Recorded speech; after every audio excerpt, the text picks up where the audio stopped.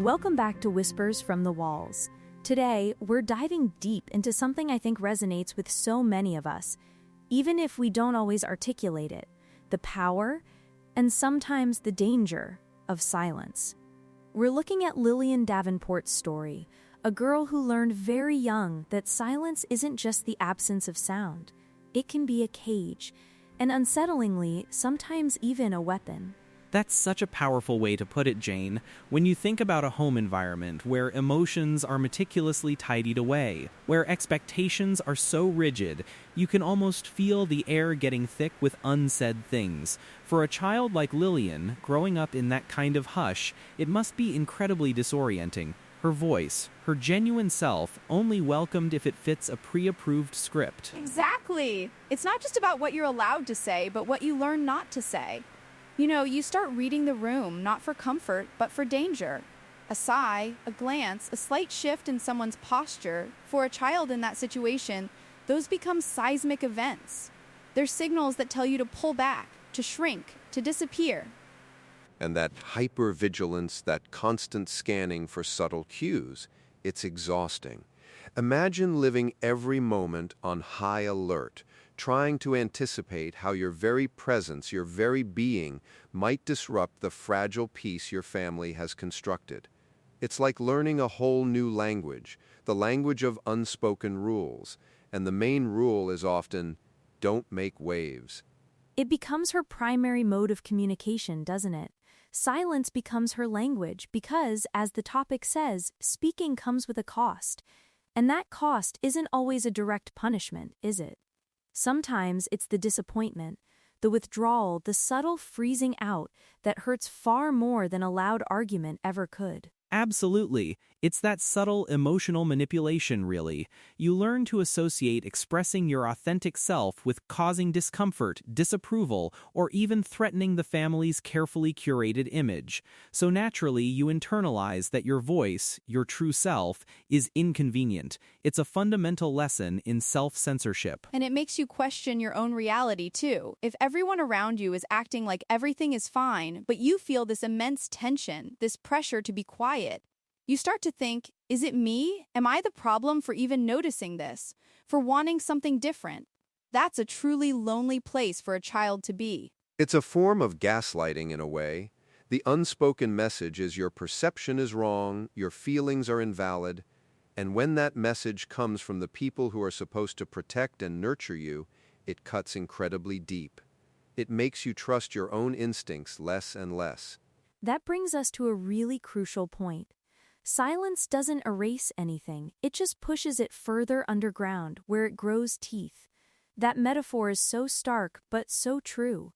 What happens when all those emotions, all those needs, all those unsaid truths are just buried alive? They don't just vanish, do they?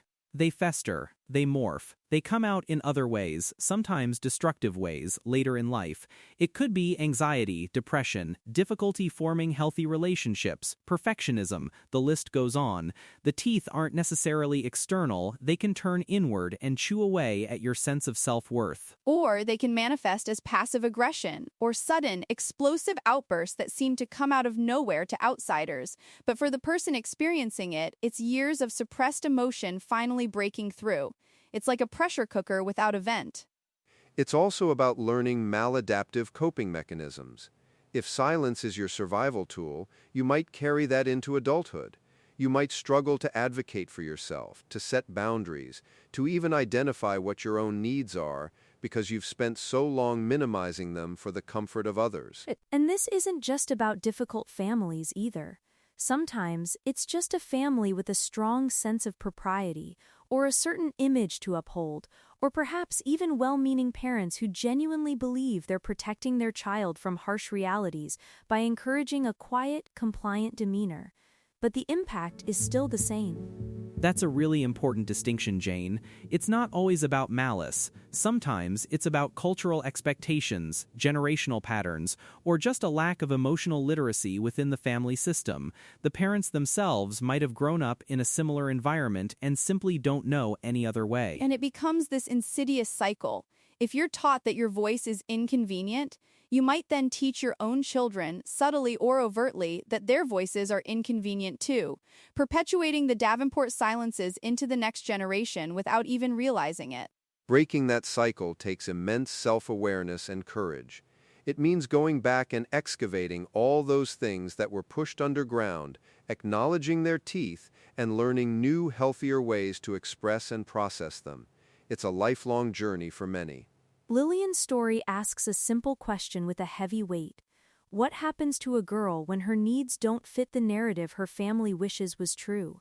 It's not just about what happens to her in childhood, but how that shapes the woman she becomes, the relationships she forms, the life she builds. The tragic irony is that in trying to maintain a perfect family narrative, these families often create deeper, more complex problems.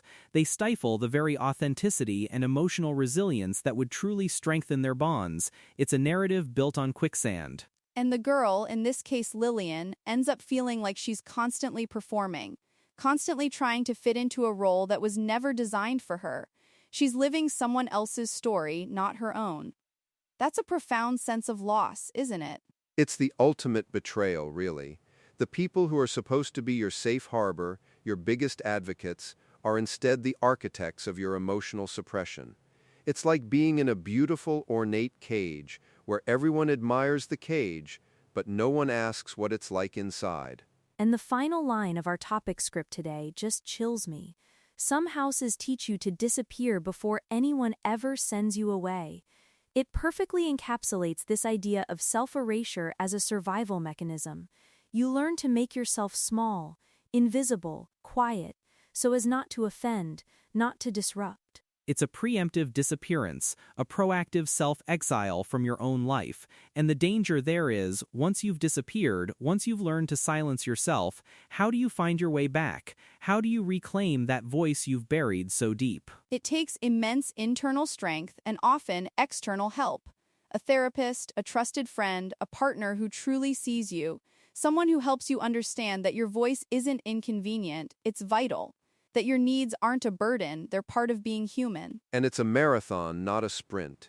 Healing from that kind of upbringing means reparenting yourself, validating all those feelings that were dismissed, and slowly, painstakingly, rebuilding a sense of self-worth that isn't dependent on external approval or the absence of conflict. Lillian's story and stories like hers are so important because they shine a light on these subtle but devastating forms of emotional suppression.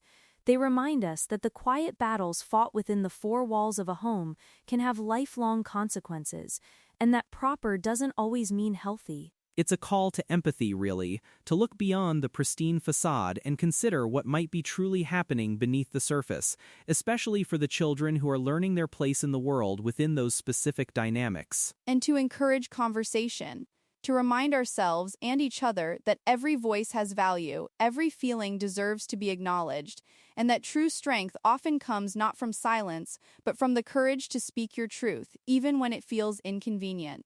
Because ultimately, suppressing who you are to fit into someone else's narrative is a cost that no one should have to pay. It's about finding the courage to make your own noise, even if it's just a whisper at first. Exactly. Thank you all for this incredibly insightful discussion. You've been listening to Whispers from the Walls. If you're ready to step deeper into the story, begin with The Quieting. The trilogy is complete, and the walls remember everything. We'll see you next time.